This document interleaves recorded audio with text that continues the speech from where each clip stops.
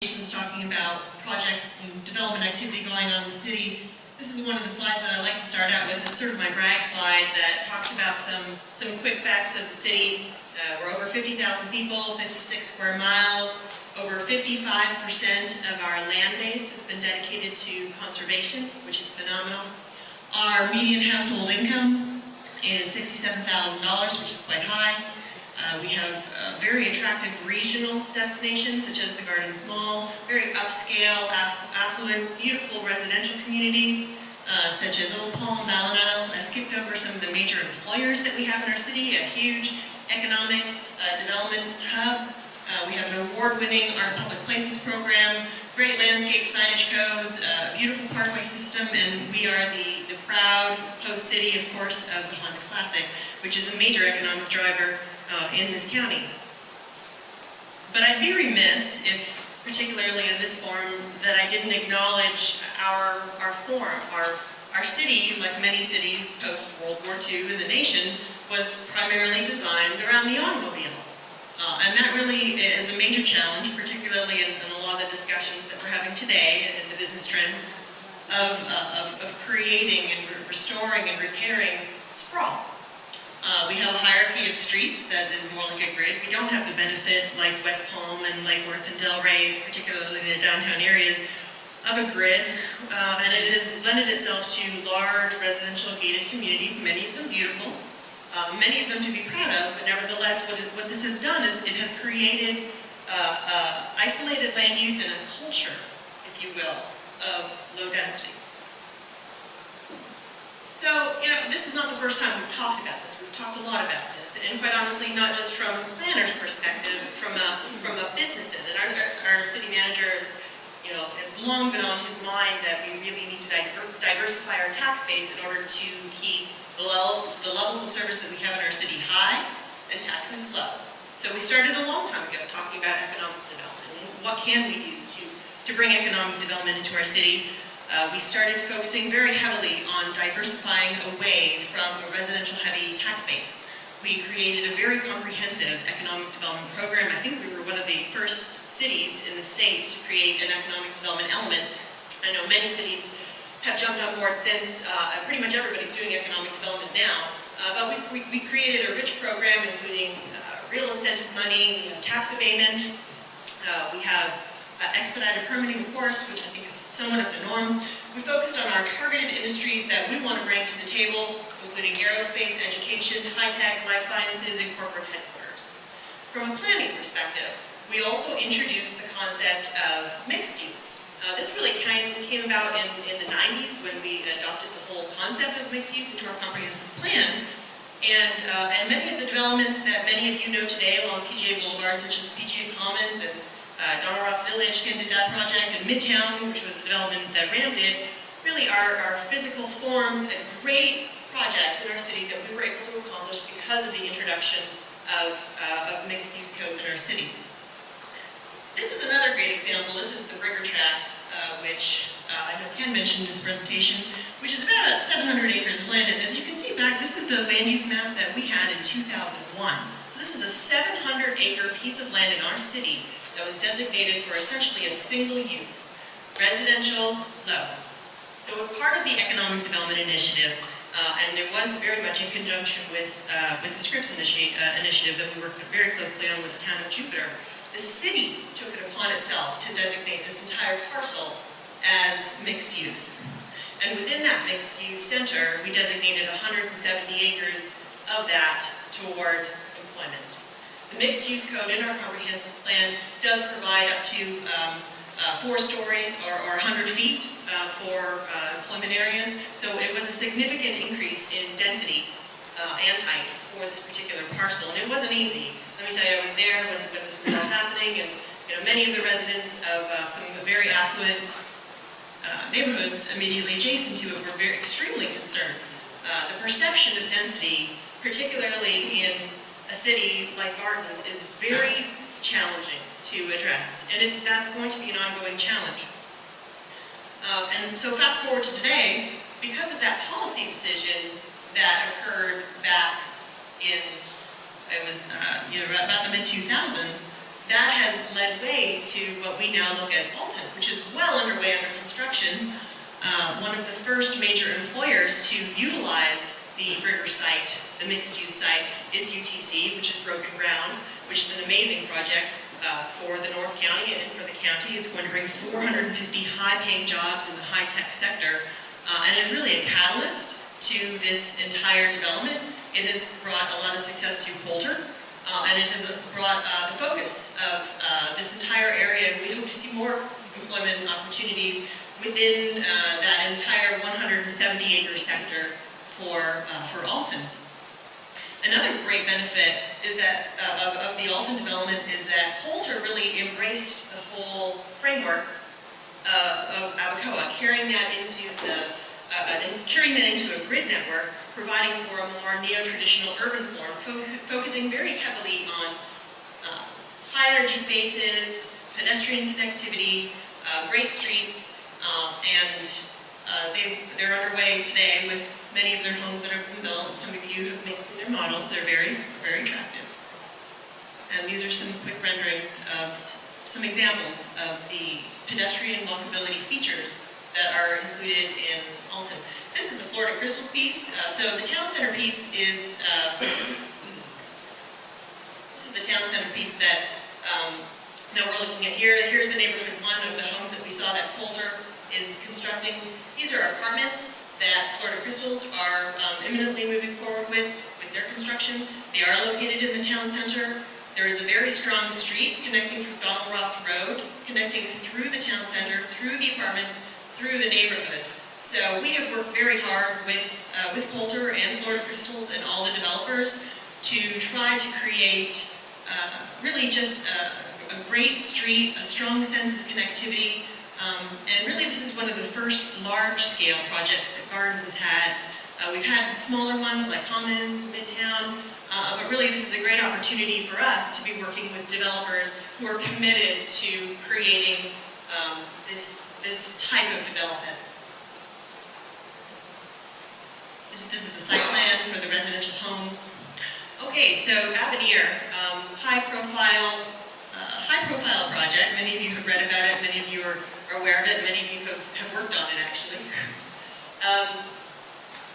Beyond the 3,000 homes that were approved with this development, I'm really proud of this project. I think it's a great example of how, given the situation that it is, given what it is, what we were able to do with it. And I have to commend Landstar, the developer, in really working with the city. It was a long process in working with them. It's just a massive development. We're looking at a 4,700 acre site. And really beyond the 3,000 homes, there's so much more to it. It's, first of all, the designation of the master plan is mixed use. So again, it goes back to that policy decision that was created to get away from the single land use designation to mixed use. That's a major step in and of itself. The second thing that jumps out when you look at this project is all the green and how that connects to the Hungryland Slough and Sweet Bay. Well, that's a great example of how you can see that connectivity to over 100,000 acres of public land. Avenir's piece and their commitment toward environmental restoration, which is over 51% of the entire land base, provides for 2,407 acres of land to connect to the environmental areas, which is just a massive environmental victory when you're considering species and water restoration in that area. I'm going to go back to the master plan. But beyond that, there was a huge, heavy discussion on economic development on this parcel too. What can we do to ensure that there's a proper jobs, housing balance? What conditions can we include? What conditions will actually work from a marketing sense? Because we don't want to impose conditions that will never happen. One of the elements that is a significant and unique element that the developer was able to work with us on was an actual dedication of 50 acres and up to 500,000 square feet for our targeted industry. So the city of Palm Beach Gardens is the beneficiary and the recipient of a 50-acre piece for 500,000 square feet, which is an amazing thing. When we called up Kelly at the Business Development Board, she said, "You got what?" Because it was a very significant dedication, and it's going to be a really rich component of what we are going to be able to utilize, and whether it's a long-term lease or an actual dedication for companies going forward. We included conditions of approval limiting rooftops to minimum requirements of construction of commercial. And quite honestly, when you look at the acreage and the 40,000 residents that live out there today, there's a demand today for commercial and services. So the developer was willing to commit to those dedications because there's a demand today. And that addresses the balance of development. It also was a major mitigation in traffic when you consider the impacts on North Lake Boulevard. So we were very happy to be able to provide for those conditions. We were able to include workforce housing units in the town center. And those workforce units will not only be scattered, but they will be accessible, hopefully, to transit, hopefully, that comes out in the future. And their dedications are very reasonable. 50% of those are 60% AMI. So they're very real workforce housing units. Beyond that, there's a number of civic dedications, 115 acres of civic and park. We have quarter-mile radius requirements. Honestly, I could talk an hour about this project, but I know I only have a couple minutes. So, the bottom line is that the mixed-use code that we were able to utilize and the significant public dedications really make this program and this project a great success story. So really the challenges of going forward, and I kind of touched on this a little bit, we have this culture of low density, and that becomes really, really hard when we talk about adding infill development, when we talk about traffic, when we talk about height, when we talk about everything. That becomes very much a discussion in the political forum.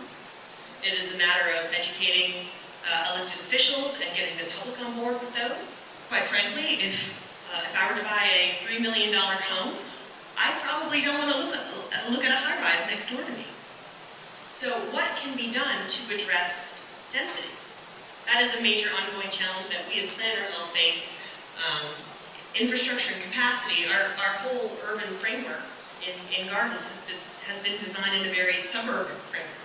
So that is a major challenge when you discuss adding density, because we don't have the density yet to warrant the transit. So it's like this chicken and egg thing where it becomes very challenging to all of a sudden add the density. And then of course there's market realities, and I think our developer panel touched on many of those issues. Cost to construct, cost of land, and corporate America. I know there were some, I didn't have time to include all the slides that I wanted to, but there's some great visuals on sprawl repair. I think the Thousand Friends of Florida and DP&Z have issued, sprawl repair graphics of what can be done in a physical scenario. And one of their graphics that they have is, what can be done in a mall framework, which is, one of those quintessential sprawl repair diagrams that are just lovely to look at. But it's very challenging when you have, say, long-term leases with Macy's, and they have restrictions in their leases that for 20 years they need to have surface parking and certain view corridors. So corporate America is a major component of many of these issues and these discussion items that we're having today. What incentives does the city offer? Well, we continue to promote mixed use. I think that's evident in some of the projects that we've seen, and we really want to protect the mixed use too, because don't get me wrong, there's certain uses that sort of fit within that commercial category, but they're not exactly commercial uses. ALFs are one of them. ALFs, I don't deny, are very much needed, and there's a strong market for them, but it's important to remember why we brought in mixed use. We're trying to keep trips off the road, and we're trying to advocate for pedestrian connectivity and jobs.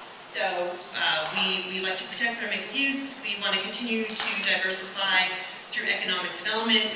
We still continue our economic development. We have a substantial fund. I think it's about $3 million now that we offer for companies.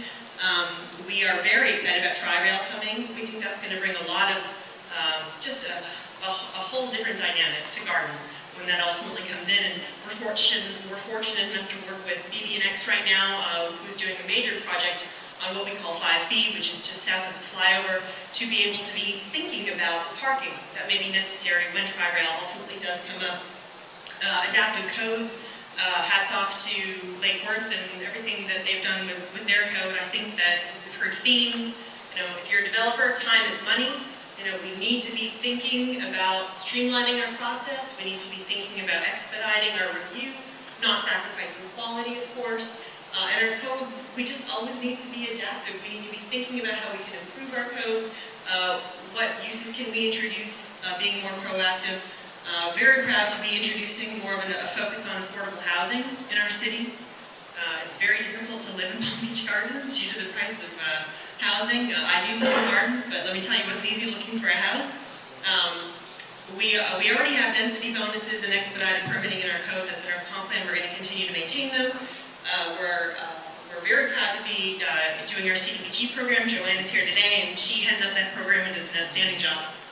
But we just reached 50,000 people, so we were able to qualify, and we were able to take that money and spend it very locally. We're very excited about that. But as we move forward in our year-based amendment, which we're doing right now, we're going to be looking at things like impact fees, because at the end of the day, it's a developer formula, and the cost to construct and the cost of land are the baseline. And then really it's just a matter of what other incentives are there from a financial perspective to make the deal work. And no matter what, the more incentives that are on the table, such as impact fees, expedited permitting, and of course programs like the tax credit program, which is highly competitive, really that drives great success stories for affordable housing. And it really is the solution toward making those projects happen. And then there are great vertical affordable housing projects that I've seen in Broward, but really it's just a matter of tapping into those resources to make that happen. And then of course obstacles, I think, are great incentives too. And we're all very mindful of that. So thanks for the time, and I know that we're getting ready for lunch.